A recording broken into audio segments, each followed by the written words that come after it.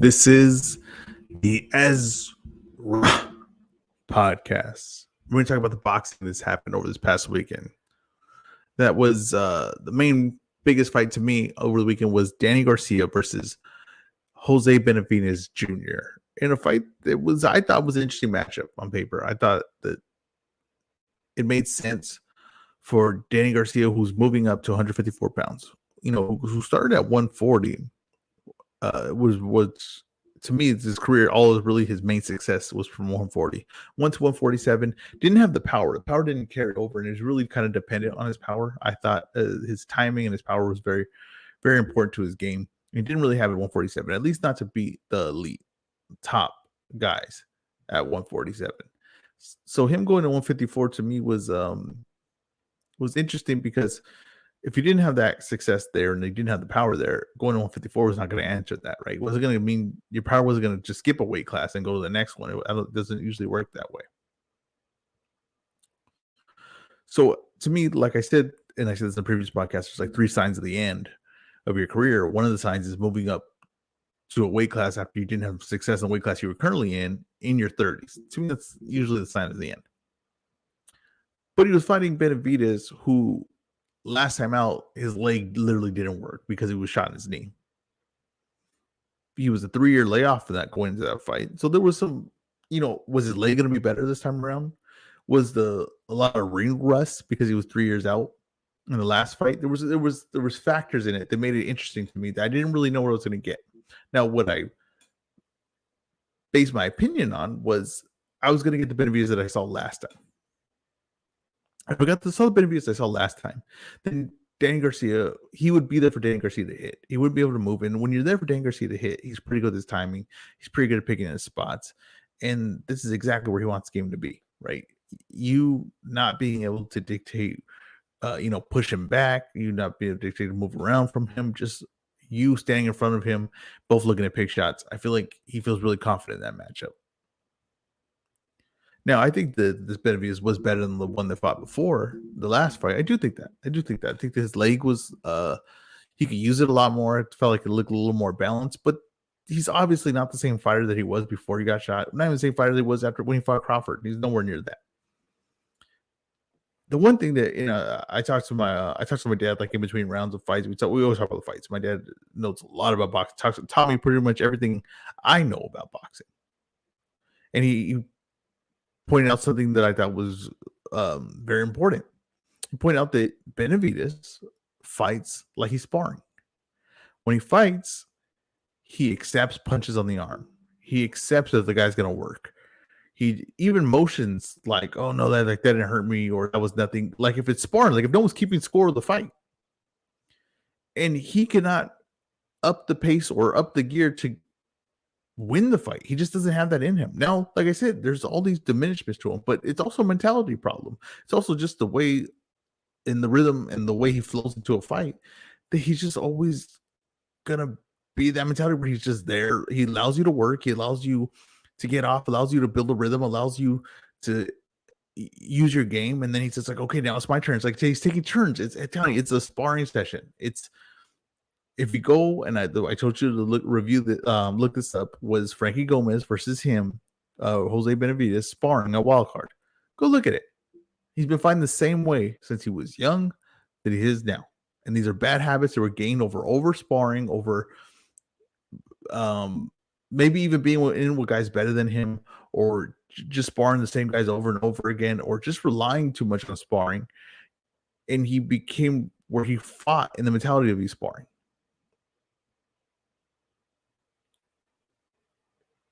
And if you know anything about the Benavidez brothers, is that one of the things was like they sparred really high level fighters at a young age, right? Well, when you spar really high level guys, the interesting thing about that, especially when you're young or you're coming up, say you're working new things in your game, right? Say you work this whole time, you're hitting pads, you're shadow boxing, you're hitting the bag, and you're working new things. But when you're fighting guys better than you, and it's really competitive sparring, like it is wild card or a lot of gyms, you can't really apply those to it when the guy's a really high level. When it's a really high level fighter, you can't apply what you're working on because you got to just kind of use what works. You got to kind of use what you works in your game already. So a lot of times, if you're a guy that's coming up or a guy that's learning and still improving, you kind of need to fight guys more your level or even guys less than you so you can apply and work on what you're working on, right? If you're batting your batter, right, and you're working on your swing and you're working on new mechanics of your swing, you go to a machine that's going to pitch at a certain speed, the same pitch over and over again, so you can work that swing. You don't throw a guy and be like, okay, you're going to throw 100. You're going to throw your nastiest curve, nastiest splitter, change up, and everything like that. The next, 50 pitches while I'm working on my swing, working on the mechanics of it. You don't do that. So there's also that maybe he just sparred at too high a level where he never really adjusted his game to find out where he's dominant at, right? Maybe he just kind of found out where he can be competitive in a fight. Whatever the reason is that he's stuck in that mentality, all the things weighing against him led to a fight where just Danny Garcia has his way with it. Now, early on, I thought first 3 rounds I thought could be swing rounds. I scored them all for Danny Garcia. I think maybe I give one for maybe I scored one for Jose Benavidez, but I thought they could have been swing rounds. Everything from that I thought was Danny Garcia. And I thought that he was allowed to do what he wants. He even boxed, moved around. He did everything he wanted. Now, he has no juice at 154. That's the truth of it. He has no juice. He's just a skilled fighter. He's a class fighter, and that was all he needed to beat Benavidez. But if you're going to get in there with guys like Lubin, Fundora, Zoo, Castano, Charlo, you're going to need something to hold him off, something to keep them honest. I don't think he has it there in this weight class. Now, he is a name, and in a weight class that doesn't really have any names, and I know Jermell Charlo is a very high-level fighter, one of the best fighters in the world. I think Danny Garcia has a bigger name than him. He's going to get some opportunities, and he might be rushed right away. Like I told you to Jermell Charlo. You see Tony Harrison calling out for him. I had predicted that fight beginning of this year that fight would happen. A guy like Fundora would love to be. All these guys want to get in there with him because he brings name power. Look what he brings attention. He brings a crowd, and you would probably get a decent payday for the fight. And also, it might be easy work for you. So he's going to get opportunities. It might get Charlo next. But I don't think he has the juice to be really effective at this weight class. I don't think he's going to get any really impressive wins at this weight class. I think it's very interesting matchup. Is what he said he wants to fight Laura at middleweight, but 155 pounds, kind of like similar to Canelo Cotto situation. Like I said, another interesting matchup where Laura's definitely on the downside of career, but I just think that if Laura lands on Garcia, and Garcia is not really able, because right now the Laura is not a boxer. Right now the Laura is like, he's going to sit down on his punches because he doesn't have the ability to box anymore. Doesn't have the reflexes to box anymore. That could be really dangerous for Garcia. I don't see a lot of success at 154 going forward. I thought this was the perfect fight to introduce him, and it got him back, his name back in the weight class, and added a name power to the weight class. Like I said, wouldn't be surprised if it's Jermell Charlo. Wouldn't be surprised if it's Harrison. Laura's an interesting idea, I guess. I just don't think any of these matchups are good for him. I would like to see how Harrison holds up late, but like I said, if Garcia doesn't have the power, then how's he going to fall apart? I always forget to switch the picture the first time. So I'm going to do that now to the Danny Garcia picture. Let's go to the co-main event.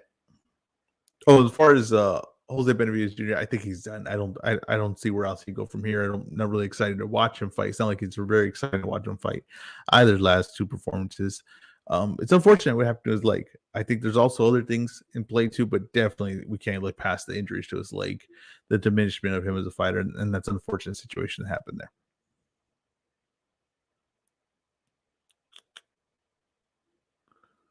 In the co-main event, we had Ali Demarizian versus Adam Kanaki. In a fight that I basically nailed how this was going to play out. They're basically, to me, the same level. They're same fighter, same style. I think Kanaki, at his best, is a better fighter because he has a way higher workload that he can do, way higher punch output that he can do. But to me, I knew that he was diminished more. Coming off 2 brutal losses, and Demarizian was just fresher, and if they fought the same way and Kanaki was a little bit diminished and wasn't going to be able to keep that pace, then I think Ali was going to take control of this fight because his body was going to hold up was going to hold up better to the shots. He was going to be able to keep the energy, and I just knew Kanaki would kind of fall apart in this fight. that's exactly what happened. Kaneki started off very good, very fast paced, looked sharp. I was like, okay, maybe he doesn't have any diminishment from the Helena's fight. And then the second half, he just falls apart. Ali just starts putting on the pressure. They, like I said, they both fought in a similar style. It was just one guy was fresher, and that's the whole reason I leaned towards Ali in this fight. He's interesting, just like Kaneki was when he was at his best. Ali is going to take that place of being an interesting opponent for the top guys. I don't think he's ever going to be the top guy, but he's going to be a guy that's in there to compete and maybe have some interesting fights or, bring a good challenge for like up and coming heavyweights. I want to see Ali moving forward. I think Adam Kaneki, I've seen enough. When a guy like that who needs to break you down with a lot of shots and take a lot of shots, and you see that he's not taking the shots well anymore, there's no need to really continue. That what the asset in his game was that he could take the shots, right? Could walk through it. Just like I said, Joe Joyce is one of his biggest assets when he fights is his chin. And not a lot of times you ever really hear a guy like, oh, well, you hear speed or power or foot movement, but you never really hear like chin or durability or like that. Kaneki at one point was being able to walk through shots and apply pressure and break you down. He's no longer walking those shots, so he's no longer effective. He's no longer going to be effective moving forward. Right now, Ali is fresher. He can walk through shots still and still be effective. Eventually someone's going to crack him. He's going to get a brutal loss or, just take one too many shots. And he won't do that in his next fight. And suddenly the floodgates will open. He's not there yet. It is there for Kaneki, though. If he fights again, another high-level guy, it could get worse. Or he fights a lower-level guy, it could be a competitive fight because he's not the level of fighter that he once was. Never was a really high level, like I said, just interesting mid-level guy. In the opening bout, we had Gary Antoine Russell versus Rances Bartholomew. In a fight that I told you was going to be interesting. Now, I had picked Russell to win by stoppage. That's what happens. He stops Bartholomew in a controversial stoppage. I'll get to it. But the fight was very interesting because of the flaws that no one really wanted to point out by Russell that I pointed out right away. I've been saying for a while now. He punches from too far away. He punches in the wrong position. He has a lot of offense, but he doesn't choose to use it at the correct time. And I remember one time Bernard Hopkins described Jermaine Taylor, and he says that he has all this ability, but it's like giving a young kid a sports car. He doesn't know how to drive it yet. He takes the corners too hard, puts his foot on the gas too much, hits the brakes too hard, doesn't know how to handle it yet. Russell doesn't know how to handle his ability yet. It's fixable, his problems. In jiu-jitsu, right, they say, I'll make sure I get the right picture up here. In jiu-jitsu, they say position before submission. That means get in the correct position. So when you go for submission, right, you land in the right spot. Because if you're in if you're controlling your opponent and you go for a submission and you don't have position, you're going to lose everything when you go for it.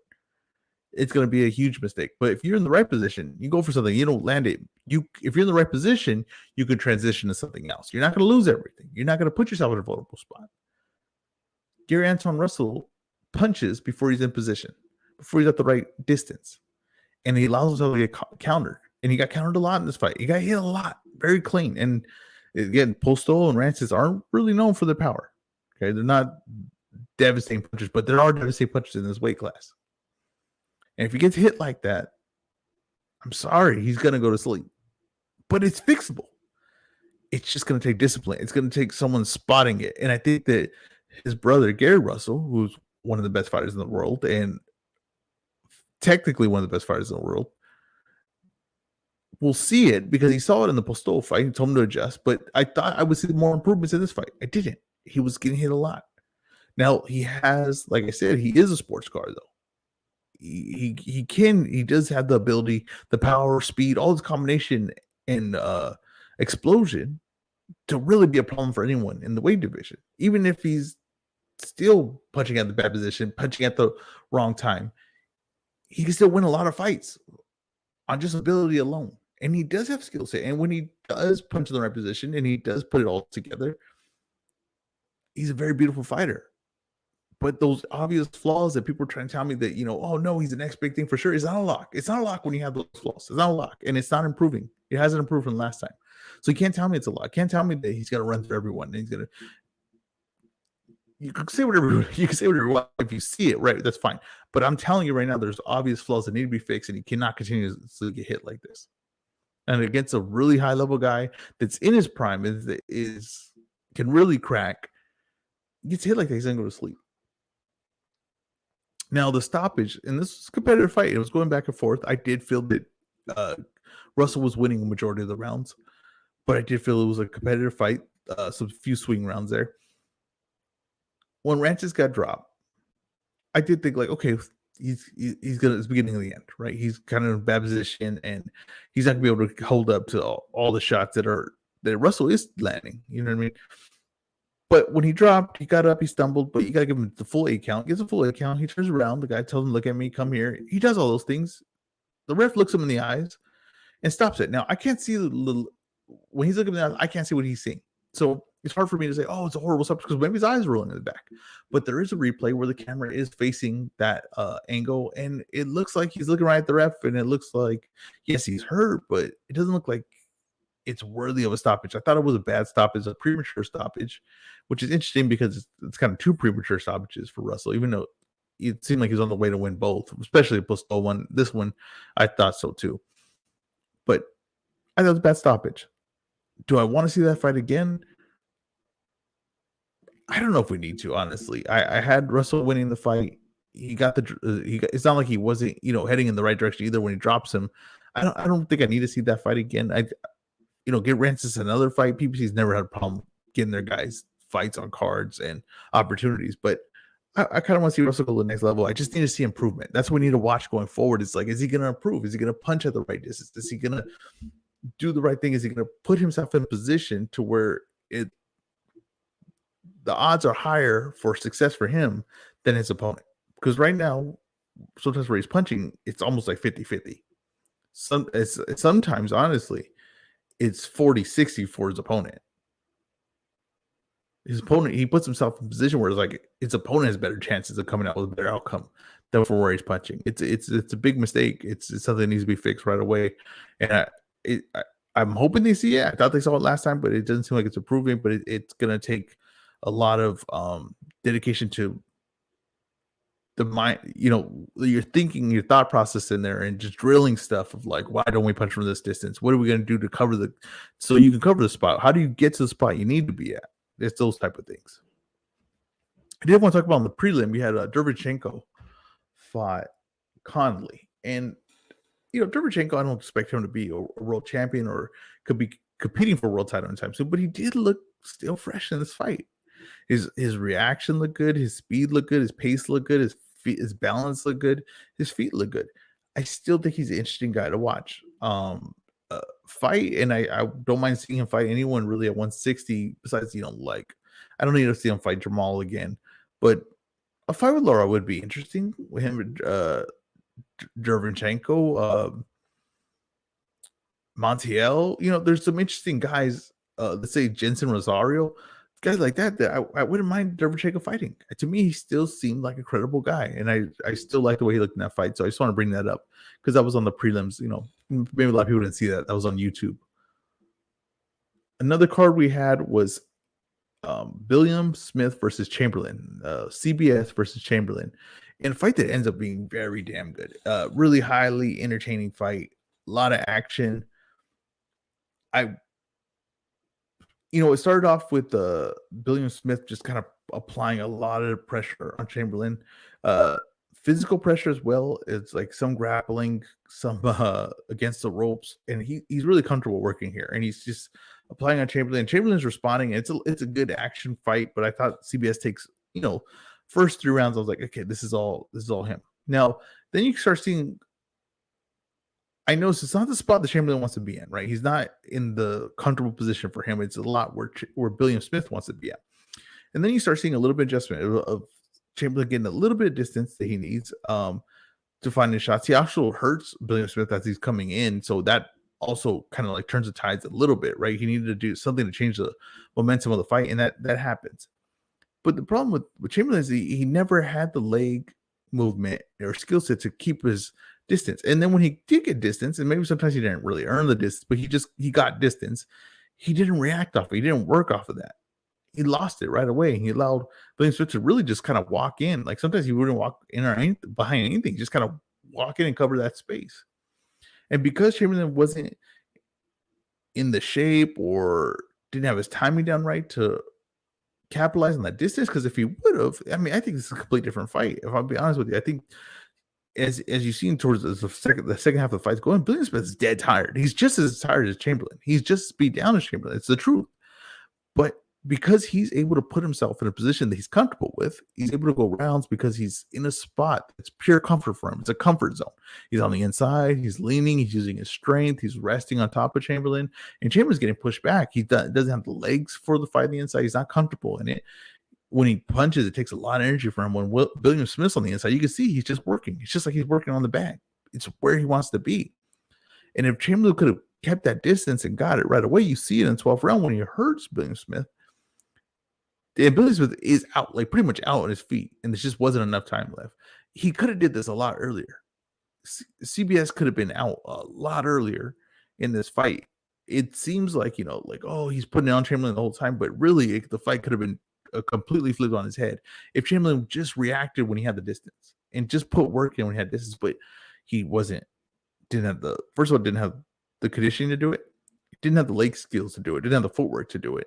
And when he got to that position, he didn't like his timing and his distance. He couldn't feel his distance. A lot of times it's just, where's the fight going to be had, right? Is it going to be against the ropes? Is it going to be a counter punching? Is it going to be middle of the ring? Is it going to be one guy moving forward, one guy moving backwards, the other guy can get pushed back? A lot of times it's just, where's the fight happening? This fight was happening on the inside with Chamberlain against the ropes and William Smith able to push forward. They're both dead tired, both landing good shots, but CBS is in the position that is most comfortable to him. And because of that, that's why he wins the fight. That's why he has success. Now, do I see him going on with great success on this thing? I'm honestly no, because I thought that if Chamberlain would have fought a distance, it would have been CBS would have probably been out of there. That's the truth of it. And I don't think anyone like the top guys like a Coley or something like that is going to fight like that. I just don't. Or Opataya. These guys can box. They can move. They're in shape to do it. He would be in a lot of trouble if if Chamberlain was a little better shape and a little more sharper with his footwork on that night. He would have been in a lot of trouble, I think. And that leads to Ben Whitaker. And I think the Ben Whitaker has to be talked about because this guy has the it factor. He's a charismatic fighting style. And that's what I always talk about. It's like an it factor, charismatic fighting style, talks trash, overly confident, all the makings of a superstar in boxing. And to me, he has the goods. From what I'm seeing, he has the goods. Natural. Some things in there he does you can't teach. Great feel, seems like.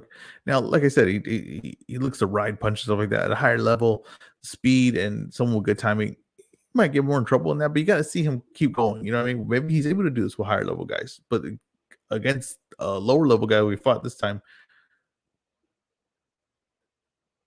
he did exactly what he needed to do. He got the KO in the second round and looked flashy while doing it, stood out while doing it. They said that he might be on the Joshua undercard. I don't care. Whatever he's on, I'm going to watch. He just has star qualities. It reminds me of, I see some Israel Adesanya in him. Just an eccentric personality with it seems like the skills to back it up. We're going to see, how he looks against higher level guys, as they move along, but he's definitely someone to watch. This guy looks like he could be something special, and not just in the ring, but outside the ring.